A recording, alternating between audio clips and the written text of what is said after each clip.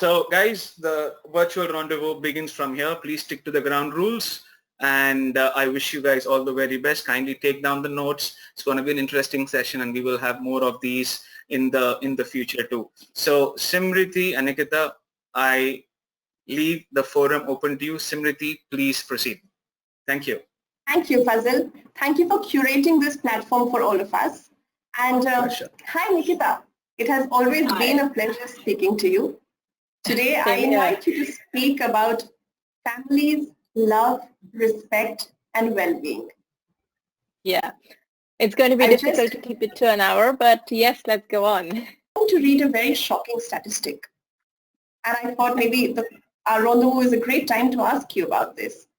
I happened to read that 1 in 5 parents feel lonely during their parenting journey. Would you like to throw some light on that? Wow, actually, yes, I have come across the statistics myself, and it is true. 1 in 5 parents do feel lonely at some point or the other during their parenting journey.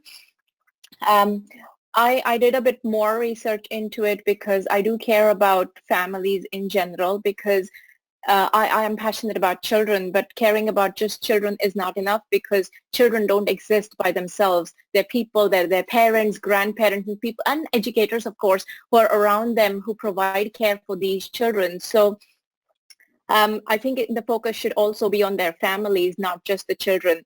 For mothers to feel the baby blues after childbirth, but it's shocking that a whopping 10% of women develop something more serious, and that is postnatal depression.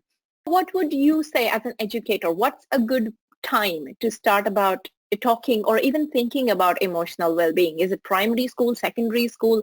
When would you do this? Primary, secondary school is far too late, Nikita. I think as a family, when you begin planning a baby is the time that you should be talking about emotional well-being. Till the time you are not doing well emotionally, how do you think that you're going to hold a child for 9 months? Pregnancy is, again, extremely draining, but it's also a very good time to prepare yourself and your partner to know what's coming ahead. So we are not tuned into our own feelings, fears, and failures. Mm-hmm. When we ourselves are not tuned in, we cannot expect the same level of composure and calmness from our children. That was brilliant. I mean, thank you so much for both of you to have this particular session in a very spontaneous way. And I, as a parent, learned a lot. And I thought it was the insights that you shared were all realistic and more practical, that any layman or any common man could apply. Otherwise, should I divert her mind from screens? The only way I can keep her away from not just the screen, but anything that is, according to me, undesirable, is firstly remembering that children copy you, okay? Children imitate adults all the time. They learn from their parents by copying them. If you don't want your child to spend hours behind a screen, then that's the first thing you need to do. If you're spending hours behind the screen, she's bound to do that. My kid is in KG2. He is refusing to study. Well, I faced the same thing, so thanks, Wafa, for raising it up.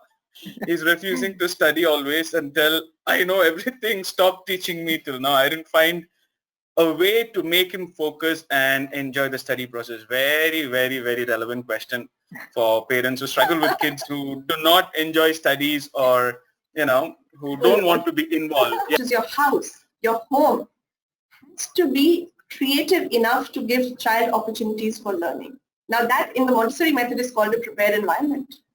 You're preparing your environment in such a manner that the child wants to read. Clear.